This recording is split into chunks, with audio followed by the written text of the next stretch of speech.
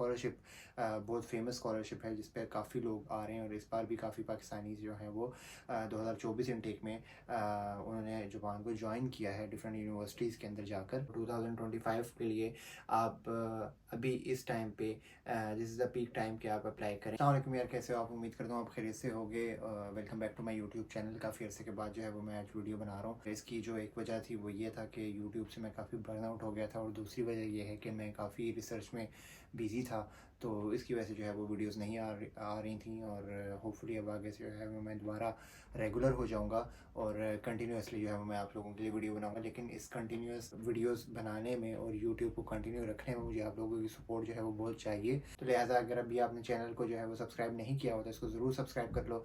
और वीडियो में अगर आप नए हो और पुरानी वीडियो आपने नहीं देखी तो जाकर वो वीडियोज़ भी आप ज़रूर देखो और वीडियोज़ को लाइक कमेंट और शेयर ज़रूर करना, ताकि जो है वो मैं आगे भी रेगुलर जो है वो इस तरह का कंटेंट बनाता रहूँ।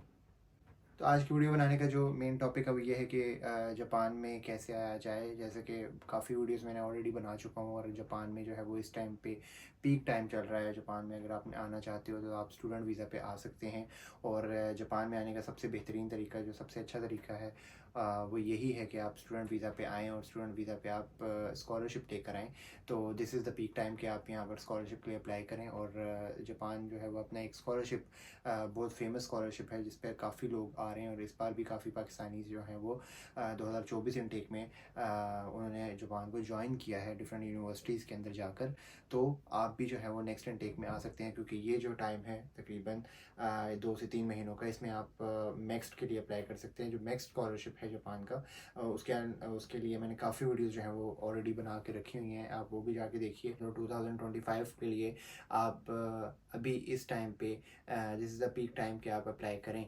और मैक्स स्कॉलरशिप क्या है, इसको कैसे अवेल करना चाहिए, इसका मैं एक इंट्रोडक्टरी वीडियो में आज की मैं इस वीडियो में आपको बता देता हूँ कि मैक्स टेक बेसिकली जापान का गवर्नमेंट स्कॉलरशिप है जिसको आप अब डिफरेंट फील्ड्स के अंदर जो है वो आप हंट कर सकते हैं और देख सकते हैं। फॉर एग्जांपल अगर आप टेक्निकल हैं, टेक्निकल फील्ड से बिलोंग करते हैं, फॉर एग्जांपल अगर आप इंजीनियरिंग स्टूडेंट हैं या स्टेम की किसी भी फील्ड से आप बिलोंग करते हैं तो आप इसमें स्कॉलरशिप ले सकते हैं साइंस के किसी भी फील्ड के अंदर।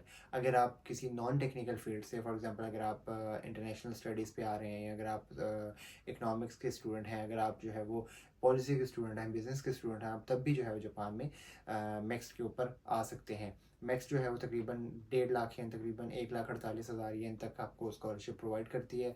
और इसको अगर आप PKRs में कन्वर्ट करें तो तकरीबन ये आज की तारीख में तकरीबन 2.5 लाख या 2,80,000 रुपये तक ये स्कॉलरशिप बनता है, जिसमें आप जो है वो अपने जितने भी यहाँ पे एक्सपेंसेस हैं वो अच्छे से पूरे कर सकते हैं और उसके अलावा यहाँ पे आप सेविंग भी कर सकते हैं। तो ये स्कॉलरशिप जो है वो बेसिकली मास्टर्स और PhDs के लिए ऑफर होता है। तो अगर आपने ऑलरेडी अपने बैचलर्स कर लिया है या अगर आप अपने लास्ट ईयर में हैं बैचलर्स के, तो आप 2025 के लिए एलिजिबल हैं। 2025 इनटेक के लिए आप अप्लाई कर सकते हैं। तो अप्लाई करने में सबसे पहली चीज़ जो है वो ये है कि आपने यहाँ के किसी भी जापानीज़ यूनिवर्सिटी के प्रोफेसर को जो है वो आपने ईमेल करनी है और उससे आपने कंसेंट लेना है।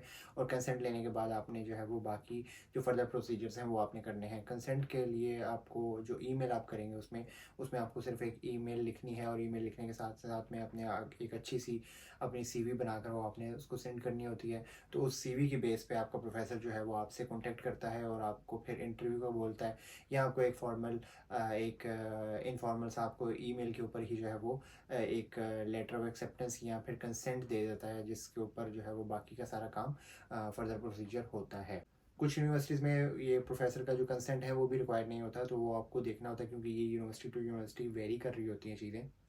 तो जो डॉक्यूमेंट्स हैं वो भी तकरीबन ऑल ओवर द जापान के जो डॉक्यूमेंट्स हैं वो ऑल मोर लेस सेम है, जिसमें सबसे इंपॉर्टेंट आपका एप्लीकेशन फॉर्म आ जाता है जो कि तकरीबन 8 या 9 पेजेस का होता है, जिसको आपको आपने फिल करना होता है। और वो काफ़ी सिंपल है, इतना मतलब थोड़ा लेंथी ज़रूर है लेकिन वो सिंपल है, जिसमें आपने A to Z अपनी सारी की सारी एजुकेशनल बैकग्राउंड और इसके अलावा इस तरह की सारी इन्फॉर्मेशन देनी होती है। इसके साथ में आपने एक रिसर्च प्लान लिखना होता है। Research plan is a very important document जो कि एवेलुएट करता है आपको कि आप यहाँ पर आकर रिसर्च करने के काबिल हैं भी या नहीं है।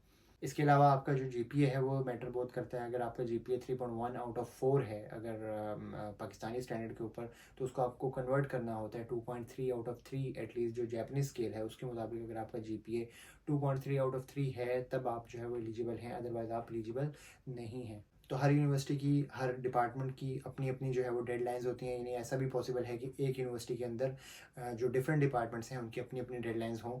तो आपको जो है वो बड़े केयरफुली और कॉन्शियसली जो है वो इन चीज़ों को देखना होगा।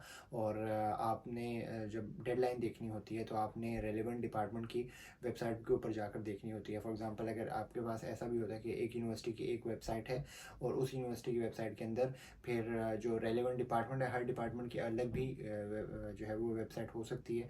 तो आपने उस वेबसाइट के ऊपर जाकर जो है वो देखना होता है कि आया क्या इसकी जो डेडलाइन है वो सिमिलर टू यूनिवर्सिटी डेडलाइन है या फिर इसकी अलग से डेडलाइन है। अगर अलग से डेडलाइन है तो you have to follow that deadline जो कि आपके रेलिवेंट डिपार्टमेंट की होती है। तरीकाकार काफ़ी सिंपल है। आपने सिंपली जो डॉक्यूमेंट्स हैं वो तैयार करने हैं और उसको बाय पोस्ट फिर आपने जापान में भेजना होता है। वंस अगर आपके पास जो है वो प्रोफेसर का कंसेंट है तो आपको कुछ भी करना जो है वो मसला परेशानी नहीं होगा, क्योंकि आपको प्रोफेसर हर स्टेप के ऊपर गाइड करता रहता है। तो होपफुली ये वीडियो काफ़ी हेल्पफुल रहेगी उन स्टूडेंट्स के लिए जिनको मैक्स के बारे में इतना इन्फॉर्मेशन नहीं थी। तो अगर आपने इसके बारे में डिटेल जानना है तो आप ज़रूर नीचे कमेंट सेक्शन में अपने क्वेश्चंस को कमेंट करें, फिर हम उन क्वेश्चंस को जो है वो आंसर करेंगे किसी वीडियो के थ्रू, या फिर मैं जो है वो पूरा सेशन मैंने ऑलरेडी कंडक्ट करके रखा हुआ है, तो मैं उसका लिंक भी अपने डिस्क्रिप्शन में डाल दूंगा। वो वीडियो भी ज़रूर देखूँ, तकरीबन 1 घंटे की वीडियो है। तो अगर आप वो देखेंगे तो उसमें आपको A to Z सारे का सारा प्रोसीजर मैक्स में कैसे अप्लाई करना है फ्रॉम स्क्रैच टू एंड, आपने जो है वो सारा आपको समझ आ जाएगा। तो होपफुली आपको ये वीडियो अच्छी लगी होगी। अगर वीडियो अच्छी लगी है तो उसको लाइक कमेंट ज़रूर करना, और बाकी अपने दोस्तों के साथ, अपने फैमिली फ्रेंड्स के साथ जो है वो ज़रूर शेयर करना। और अगर आपका कोई भी क्वेश्चन है तो आप नीचे कमेंट बॉक्स में कर सकते हैं।